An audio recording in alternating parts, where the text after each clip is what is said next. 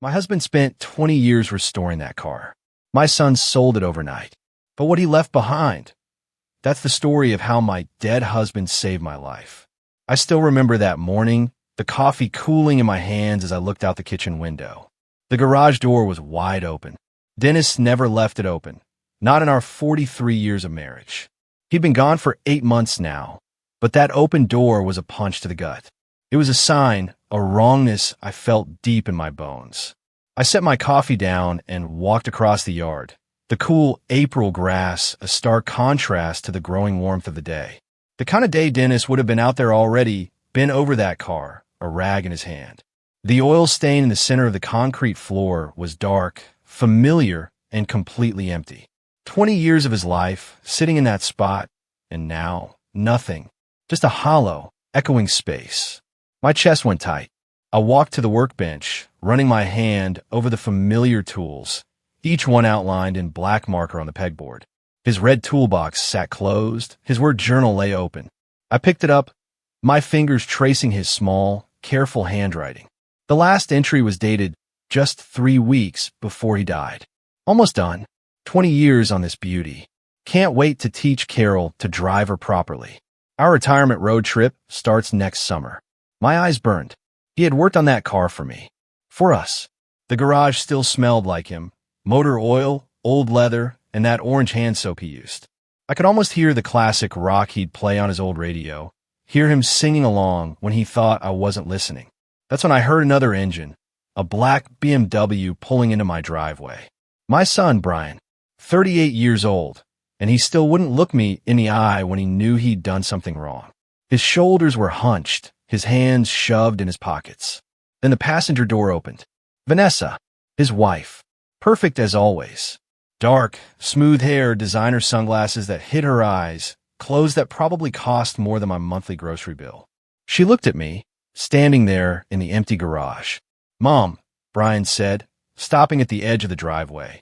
"Where's the car, Brian?" My voice was calm, but inside I was shaking, his jaw tightened. "That's what I need to talk about. I sold it. Yesterday." The words didn't make sense. "Sold what?" "You what?" "I sold it," he repeated, looking at the empty space. "I needed the money. Vanessa has been planning this Paris trip for months. It's important for her business connections. I couldn't let her down." My hands started trembling. "That was your father's car." I wanted to scream. "It was just sitting there," he said, his voice turning defensive. "Dad's gone, Mom. You don't even drive it." It was his. Was. Past tense. He finally looked at me, his eyes red and tired. "I got a good price, too. $15,000. $15,000. For a car Dennis had poured 20 years of his life into. Piece by piece, every weekend, every spare moment. A car he promised would stay in the family. I wanted to yell, to shake him until he understood the magnitude of his betrayal. But 43 years in the ICU taught me to keep my voice steady, even when everything inside was breaking. "When did you take it?" "Yesterday afternoon." "You were at the store." He still had his key, the one from before he moved out, before he met her. And Dennis always left the garage unlocked. "You should have asked me. Would you have said yes?" he challenged. No, I wouldn't have." Vanessa walked up then, moving like she owned the very ground. She put a perfectly manicured red hand on Brian's arm. "Carol, we're not discussing this. It's done. The car is sold. We leave for Paris tomorrow." She'd been married to my son for 2 years, and I still knew nothing real about her. "This is between me and my son. I'm his wife," she said, her voice pleasant, reasonable. "What's between you and him is between all of us." Brian needed that money. The car was sitting unused. It made sense to sell it. It was his father's. His father is dead, she stated flatly. And Brian is trying to build a life. We both are. Surely you understand that. I couldn't trust myself to speak. Brian wouldn't meet my eyes. Vanessa's hand stayed on his arm, a silent claim. "We'll send you photos from Paris," she said, smiling. "You'd love it there. The architecture, the museums. Very romantic. The casual cruelty of it stung." "We should go," Brian mumbled, shifting his weight. "Still need to pack." Vanessa tugged his arm. "Yes, we have an early flight." They walked back to the BMW. Brian glanced back just once, saw me standing there in Dennis's garage, arms crossed, slippers on. Then he got in. Vanessa's window rolled down. "Take care of yourself, Carol. We'll see you when we get back." I watched until the BMW turned the corner, then I was alone again. I walked back into the garage. The silence was different now, emptier. I picked up Dennis's journal again, reading his words about our future. His coffee mug was still on the shelf, stained and smooth from years of use. Everything was here, his tools, his workbench, his radio, the smell of him in every corner, but the Shelby, the heart of it all, was gone. 8 months of being a widow, and I thought I'd cried all the tears there were. But standing in that garage, holding his journal, looking at the empty space our son had left, I felt them coming again. I locked the garage door, turned off the light, and went back to the house, the journal still clutched to my chest. The empty space felt like a wound. The phone rang at 7 o'clock the next morning. I've been awake since 4, reading Dennis's journal, the page about replacing the carburetor, his careful handwriting, his exact measurements. The unknown number rang again. I almost didn't answer. "Hello, Mrs. Bennett." A man's voice, rough, like he'd been crying. "This is Tom Graves from Graves Classic Auto. I have your husband's car." I sat up straighter. "What?" "The Shelby. Your son brought in Wednesday. I need you to come to the dealership. Please, right now if you can. There's something Dennis wanted you to know." My brain scrambled to process the words. "I don't understand. Dennis was my friend. A good friend." His voice cracked. "I was at his funeral. I should have spoken to you then, but I couldn't. I'm sorry. Please, Mrs. Bennett, can you come?"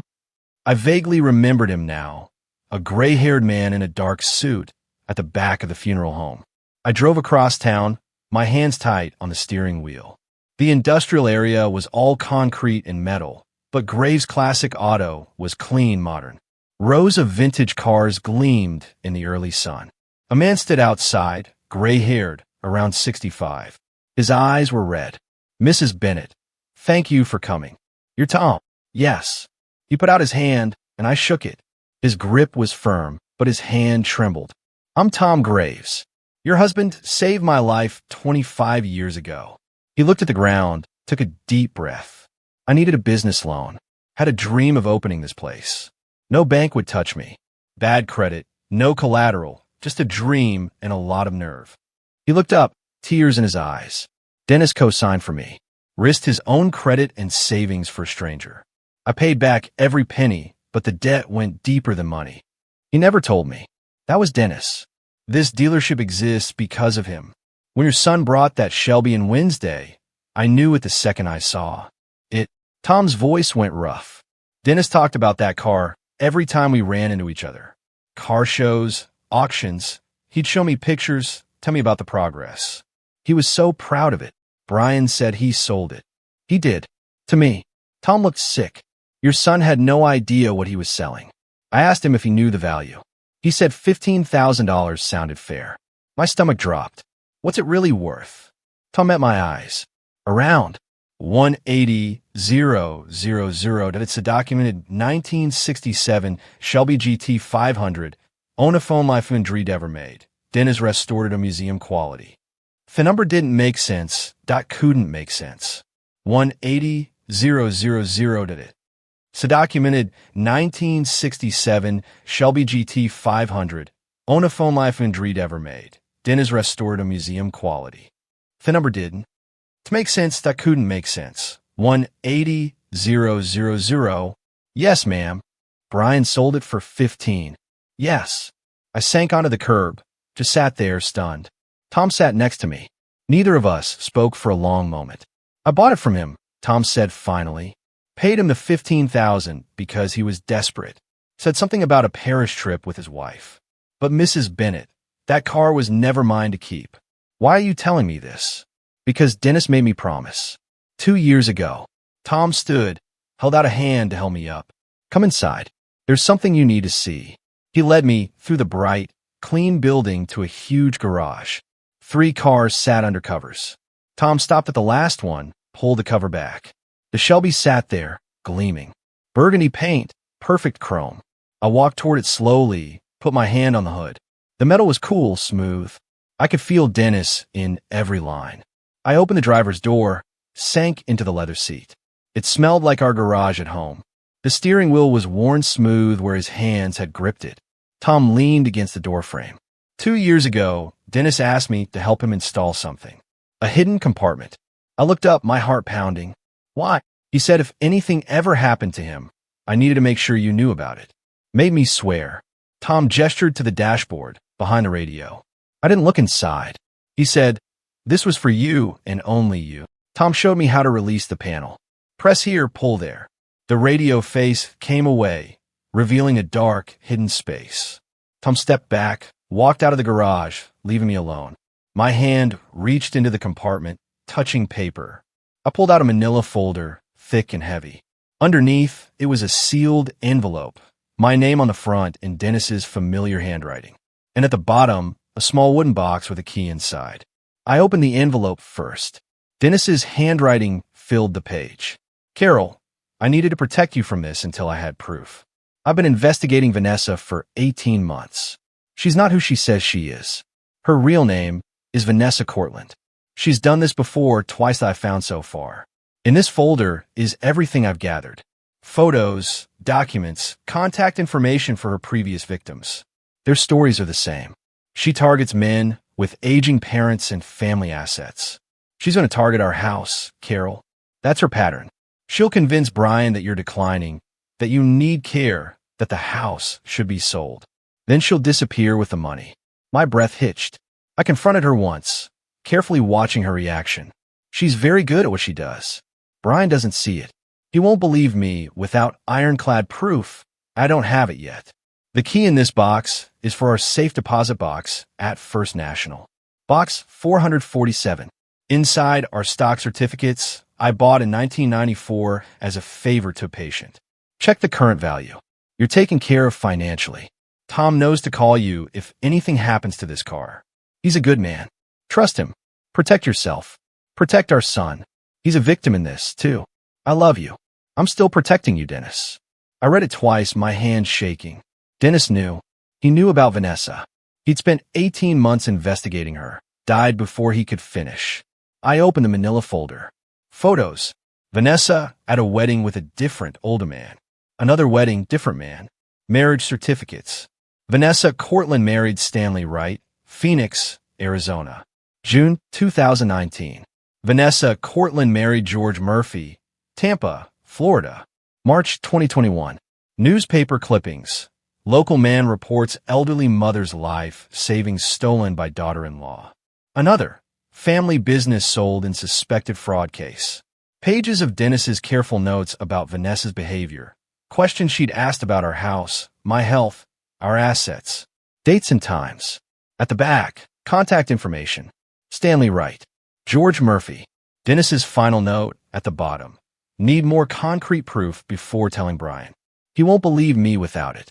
She's too skilled. If you're reading this and I'm gone, please finish what I started. Protect our son. I closed the folder, held it against my chest. 8 months of me thinking I knew everything about our life together. 8 months of missing him, grieving him. He'd carried this alone. The tears came then, not quiet ones, but deep sobs that shook my whole body. I sat in Dennis's car, holding his investigation file, and cried for everything he'd tried to do. Tom came back after a few minutes, stood in the doorway, saying nothing, just waiting. I wiped my face, got out of the car. He was protecting me even after he died. Tom nodded. That's who Dennis was. I need to call these men. Stanley and George. I need to know what happened to them. You can use my office. Take all the time you need. I looked at the Shelby, the car Dennis spent 20 years building. The secret compartment. The investigation he'd left for me to finish. She's not going to get away with this. No, Tom said. She's not. Stanley Wright answered on the third ring. His voice sounded tired, like he'd been expecting this call for years. My hand shook as I dialed. Hello, Mr. Wright. My name is Carol Bennett. I'm calling because my son is married to a woman named Vanessa Cortland. A long silence. Then a heavy sigh. I wondered when this call would come. Can you tell me what happened? Stanley was 58. He told his story slowly, each word careful. He met Vanessa in 2019. She was charming, attentive, made him feel seen again after his wife died. They married 6 months later. His mother had concerns, said something fell off. Stanley dismissed it. After the wedding, Vanessa started with small comments. Your mother seems to be slowing down. She forgot my name yesterday. Is that normal? She'd find articles about dementia, leave them where Stanley would see them. Over months, she built a case that his mother wasn't safe. Then she found a memory care facility, $20,000 a month. The only way to afford it was to sell his mother's house. $280,000. Money went into a joint account with Vanessa. 2 weeks later, Vanessa disappeared, cleaned out the account. His mother died 6 months later. She kept asking when she could go home. Stanley's voice cracked. But there was no home anymore and no money. He warned me, whatever Vanessa is telling your son about you, don't believe it. Document everything. She'll start small little comments, then escalate. Thank you for telling me. Stop her, Stanley pleaded. Please don't let her do to another family what she did to mine. I hung up, staring at the phone. Tom brought me water. I drank it, then dialed the second number. George Murphy answered immediately. Vanessa Cortland. Yeah, I've been waiting for someone to call. George was 61. His story was different, but the pattern was the same. Met Vanessa at his father's funeral. She understood grief, she said. They talked for hours. Married 8 months later. His father's auto repair shop, inherited by George, was too many memories. Vanessa suggested selling. Sell it. We'll take the money, travel, heal together. It made sense at the time. The shop sold for $195,000. Money went into a joint account. 3 days after the check cleared, Vanessa was gone. Completely vanished. She targets men with aging parents and family assets. That's her specialty. He paused. Does your son have access to your house? Your finances? Not yet, but she's been setting the stage. Then you have time. Stop her before she gets him to sign anything. After I hung up, Tom and I sat in silence. Dennis suspected all of this, Tom said finally. He came to me 6 months before he died, asked me to help him. Said he had a buddy, a private investigator, Peter Coleman. They were working together. Why didn't Dennis tell me? He said he needed ironclad proof. Said Brian was so in love, he'd never believe it otherwise. Tom pulled a business card from his desk drawer. Peter's been waiting. Call him. First, I went to the bank. First National was across town. I drove there with Dennis's investigation file on the passenger seat, the small wooden box with the key in my purse. The manager led me to the vault. Box 447. The key fit perfectly. Inside was a single envelope. I opened it. Stock certificates. And a letter from Dennis. Carol, I bought this stock as a favor to a patient in '94. His son was starting a tech company and needed investors. I gave him $5,000, never expecting anything. The patient died the next year, and I honestly forgot about these certificates. Found them last month while organizing files. Looked up the company and nearly fell over. This is worth more than we ever saved. This is for you. For our future, for security. If you're reading this from a safe deposit box, something happened to me. Sell these when you're ready. Live well, travel. Stay independent. Don't let anyone convince you otherwise. You're taken care of, Dennis. I took the certificates to the bank manager. Can you tell me what these are worth? She researched on her computer. Her eyes widened. Mrs. Bennett, TechCore Solutions went public last year. These shares are currently valued at approximately $342,000. If you're still with me and finding this story unbelievable, make sure to hit subscribe. More unbelievable stories are coming. I sat down stunned. $342,000. Dennis left me a financial security I never knew existed. I had resources now. Power. Options. I could fight Vanessa on equal footing. Saturday morning, I met Peter Coleman at a coffee shop. He was 55, graying, methodical, a former detective. Dennis was my friend. When I heard about his death, I wondered if Vanessa would make her move. You kept investigating. Dennis made me promise not to contact you directly unless Vanessa acted against you. He didn't want to alarm you with unproven suspicions. But I kept watching. Peter showed me printouts, Vanessa's digital footprint from the last 3 months. Active on caregiver forums under a fake name, asking how to convince resistant elderly people they need help, questions about assisted living facilities, memory care costs. property browsing history, Costa Rica real estate, financial investigation, credit cards in Brian's name, 3 cards, $32,000 total debt, charges for designer clothes, expensive restaurants, a luxury hotel in Paris. Brian's salary as an office manager is $65,000 a year, Peter said. Not enough to support this lifestyle. She's living on borrowed money. Money he doesn't even know he owes yet. Peter laid out a projected timeline based on previous victims. Phase 1. Paris trip, build a dream. Make Brian feel inadequate. Phase 2. Next 2 or 3 months, she'll start concerns about you. Suggest you're declining. Phase 3. 4 to 6 months, build the case for assisted living. Phase 4. 6 to 8 months, convince Brian to sell your house. Your house is paid off, worth $320,000. Exactly.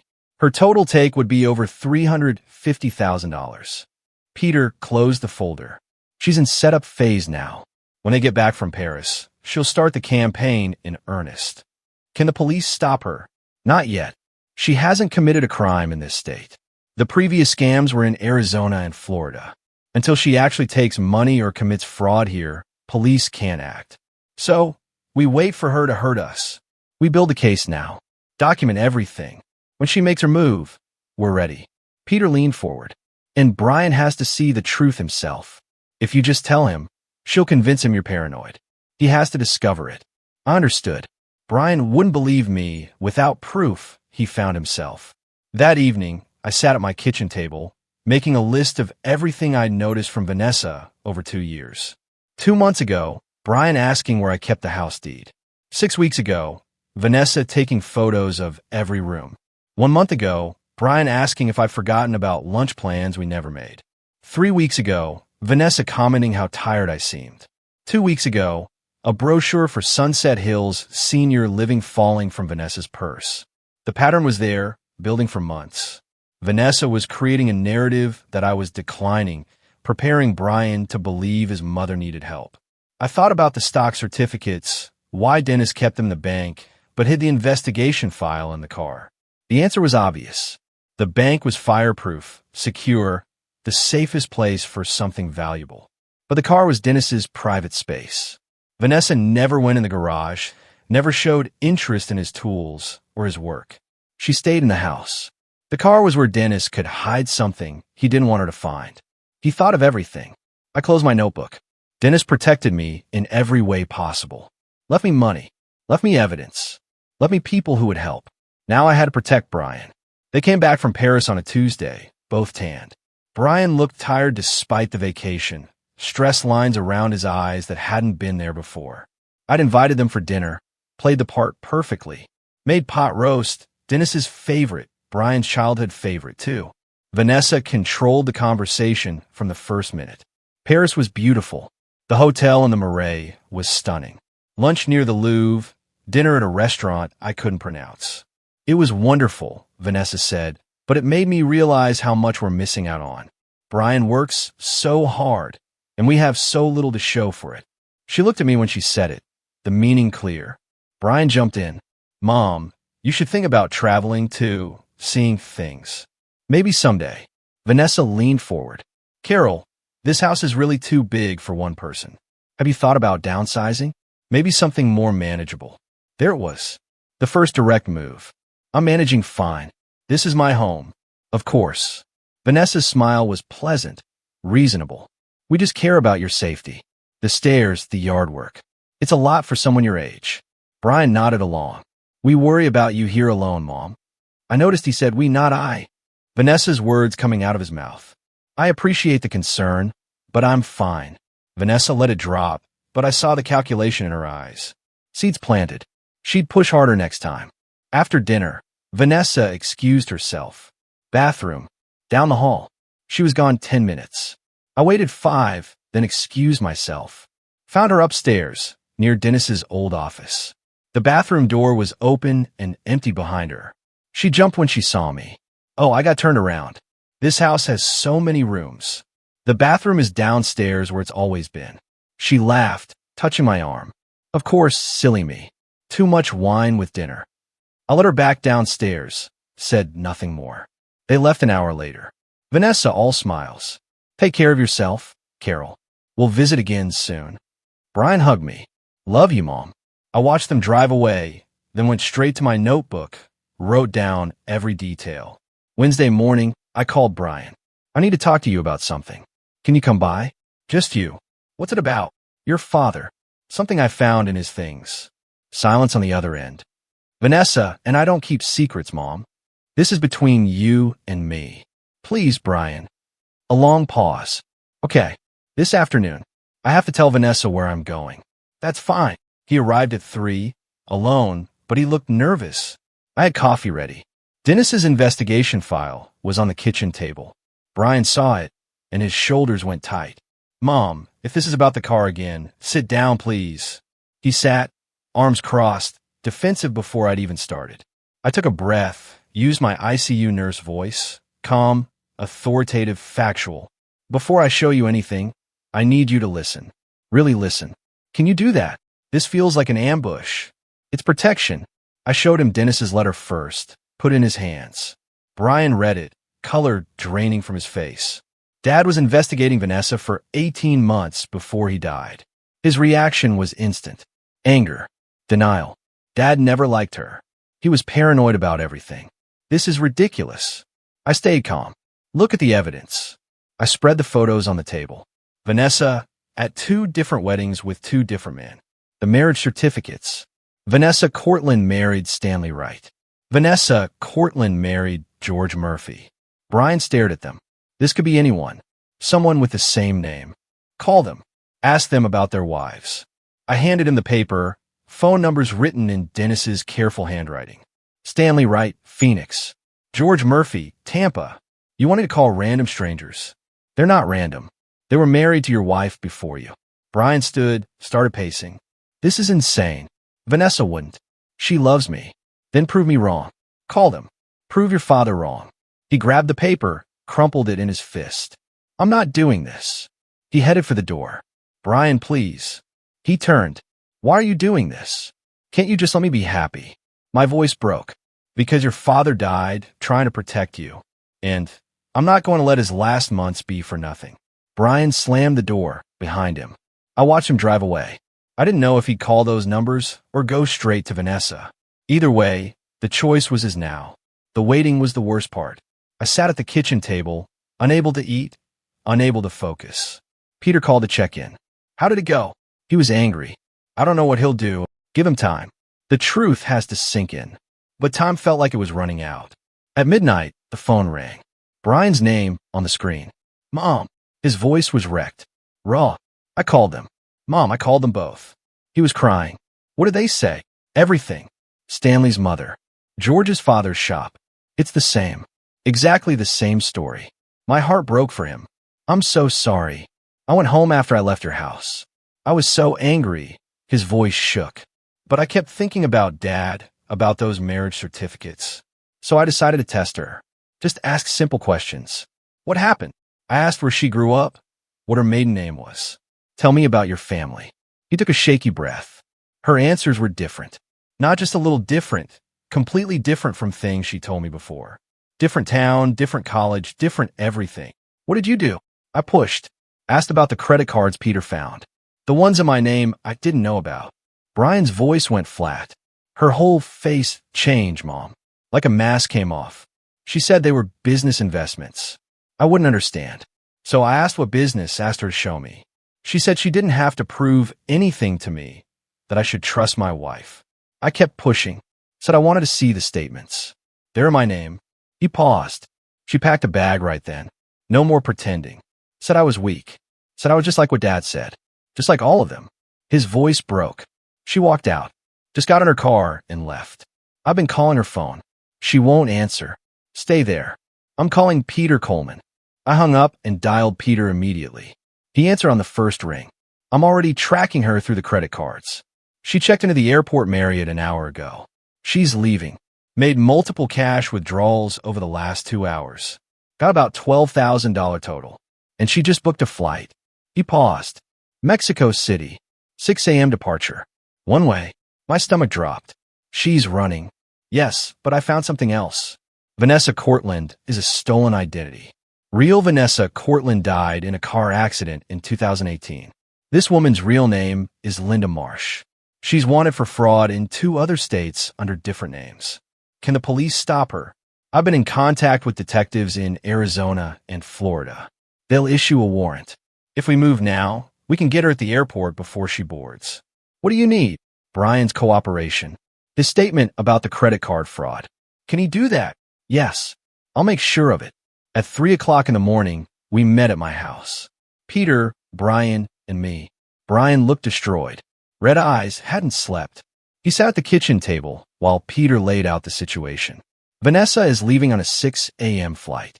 Police are ready to arrest her on outstanding warrants, but we need your statement about the forged credit cards. This means it gets public, Peter said. You'll have to testify. Are you ready for that? Brian looked at me. What would Dad do? Your father spent his last months building a case against her. He died before he could finish it. He wanted you to stop her. Not for revenge, but so she doesn't do this to someone else. Brian was quiet for a long moment. Then he nodded. Call the police. Let's go to the airport. We got in Peter's car, drove through empty streets. For in the morning, the city was dark except for streetlights. Brian sat in the back seat, staring at nothing. I reached back, took his hand. He held on tight. The airport was just waking up when we arrived. Coffee shops opening, fluorescent lights harsh overhead. We stood behind a column near security. Peter positioned us where we could see but stay back. Police were already there.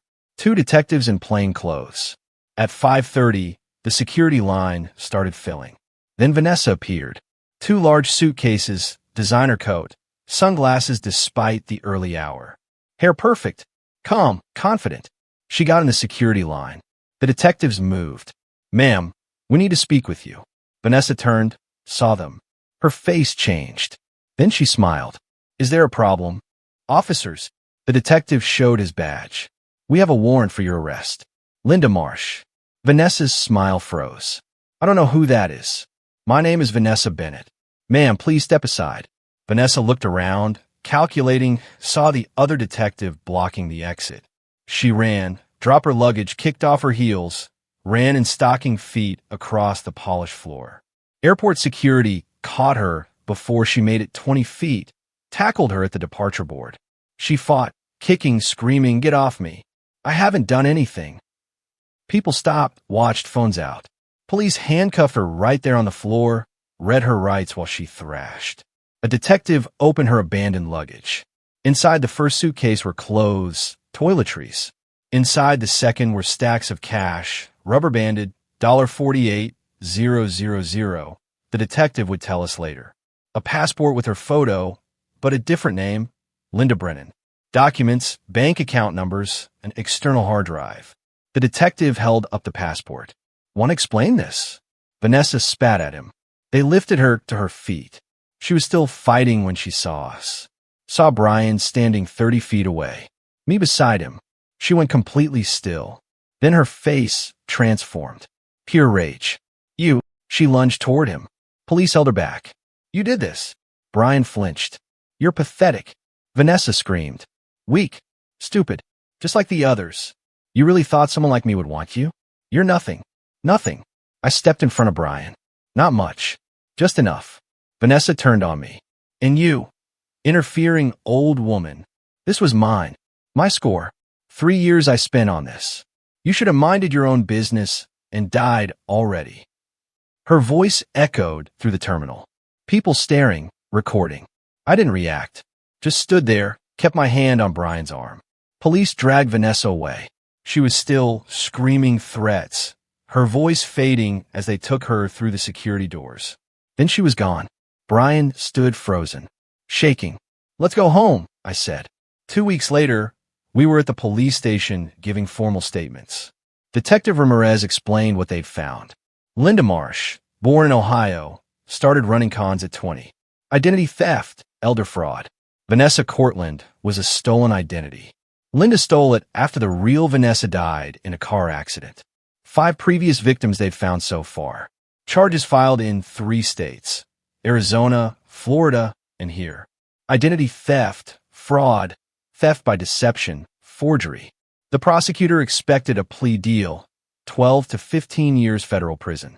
Stanley Wright and George Murphy's cases were reopened.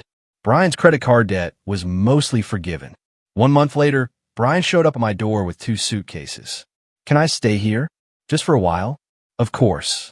He took his old room, the same one from high school. Posters still on the walls, football trophies on a shelf. Divorce was granted, an annulment, actually, since the marriage was never legally valid under a stolen identity. Brian started therapy twice a week. Some days he was okay, made breakfast, helped around the house, smiled occasionally. Some days he barely spoke, stayed in his room. I didn't push, just kept the space. Safe, made his favorite foods, left lights on, kept coffee ready. Years as a nurse taught me about healing. It's not linear. It's messy. It takes time. 2 months after the airport, the prosecutor called. Vanessa took the plea deal. 12 years federal prison. I told Brian over dinner. He just nodded, didn't say anything. That Saturday, I found him in the garage. He was sitting on Dennis's old work stool, holding the work journal, tears running down his face. I stood in the doorway, waiting. I found this on the workbench. His voice was thick. Started reading. He opened to a page from years ago. Taught Brian to change the oil today. He's 12, old enough to learn. His hands are still small, but careful. He listened to every word. So proud of him. Brian's hand shook, holding the page. Another entry. Brian came by to help with the engine rebuild. We worked all afternoon. Barely talked. Didn't need to. These are the days I'll remember. I barely remember this, Brian said, working on the car with him. I was so young. I sat on the workbench beside him. He loved those days. Talked about them all the time. I sold his car. Brian's voice broke. The car he spent 20 years on. For $15,000. For a trip to impress a woman who was planning to destroy our family. You didn't know. I should have known. Dad tried to warn me. Those last few months, he kept asking about Vanessa, about our plans, about money. I thought he was being controlling. He wiped his eyes. Last conversation I had with him. We argued about her. I told him to back off, to let me live my life. He died a week later. I never apologized. My throat was tight. He knew you loved him. Brian shook his head. How could he? I chose her over him. Over you. Over everything he taught me. I pulled out the letter Dennis had left in the car, the one about needing proof before telling Brian. I've been carrying it with me, waiting for the right moment. Read this. Brian took it. He read Dennis's words about not wanting to break his heart without ironclad proof. About loving him. About Brian being a victim, too. He understood. He knew Vanessa was good at what she did. He didn't blame you. Brian broke down completely, deep sobs that shook his whole body. I held him. All those years being a mother, holding my son through every pain, this one cut the deepest. We sat in the garage for a long time, surrounded by Dennis's tools, his workbench, his radio, the smell of motor oil, and old leather. Eventually, Brian's tears stopped. He wiped his face with his sleeve. I wish the car was still here. I'd learned everything about it the way Dad wanted me to. I didn't say anything, just squeezed his shoulder. He closed the journal carefully, put it back on the workbench. We walked back to the house. Evening coming on, spring turning to summer. The air warm and thick. Inside, I made dinner. Brian set the table without being asked. The house felt different. Not empty anymore. Not quite whole, yet either, but healing. I paid off Brian's remaining debt the week after Vanessa was sentenced. $5,000, what the fraud claims didn't cover. I wrote the check and didn't mention it again.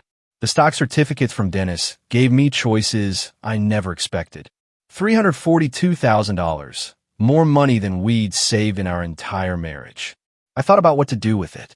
Stanley Wright, his mother dying heartbroken in a memory care facility she never needed. George Murphy, his father's shop sold, 40 years of work gone. I sent them each a check for $10,000.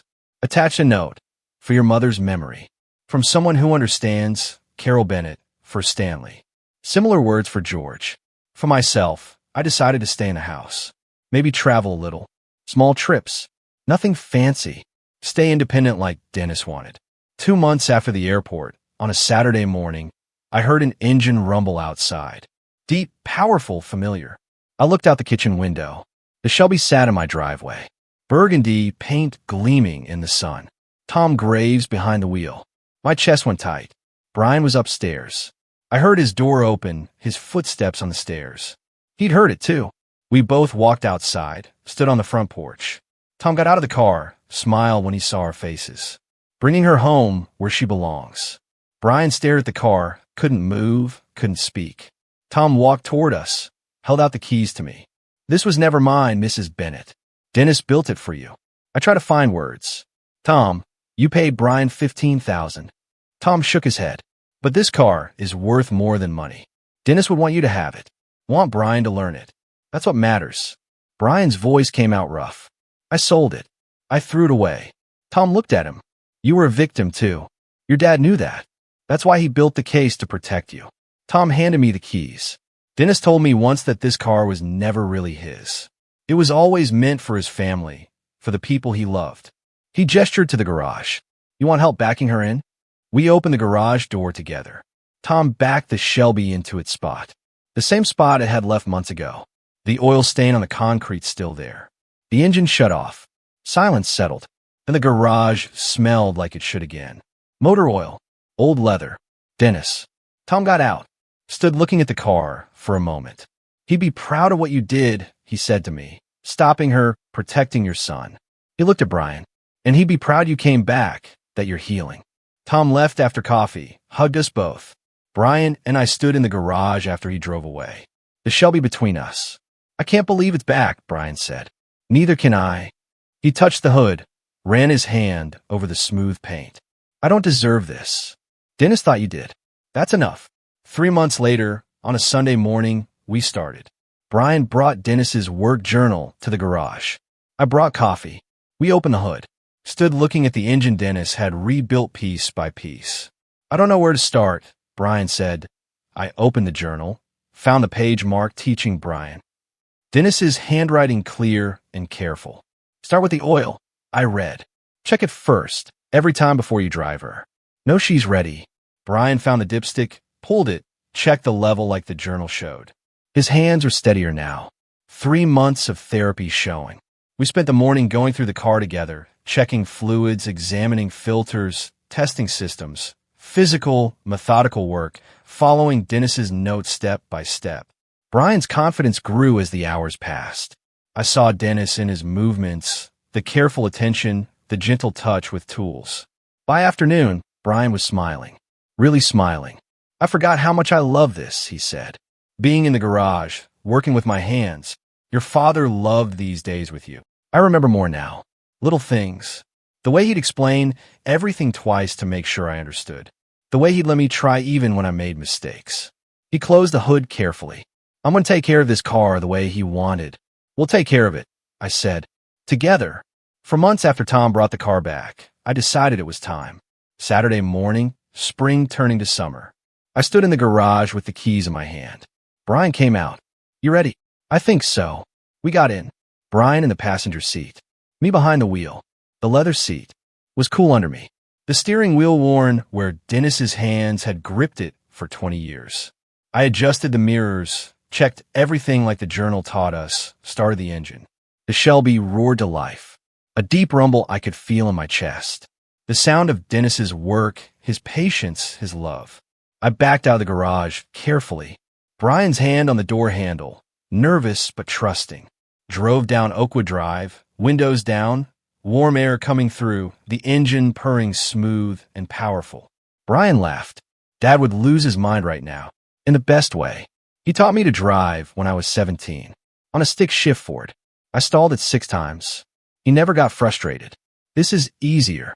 We drove with no destination, through town, past the hospital where I'd worked, past the high school where Brian played football.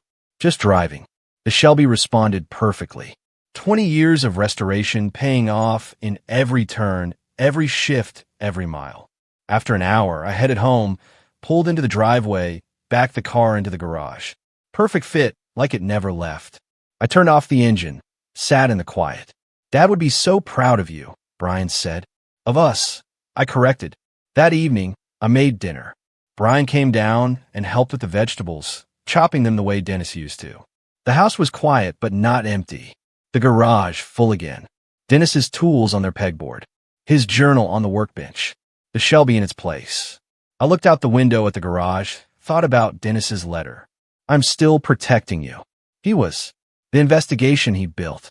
The stocks he'd left. Tom keeping his promise.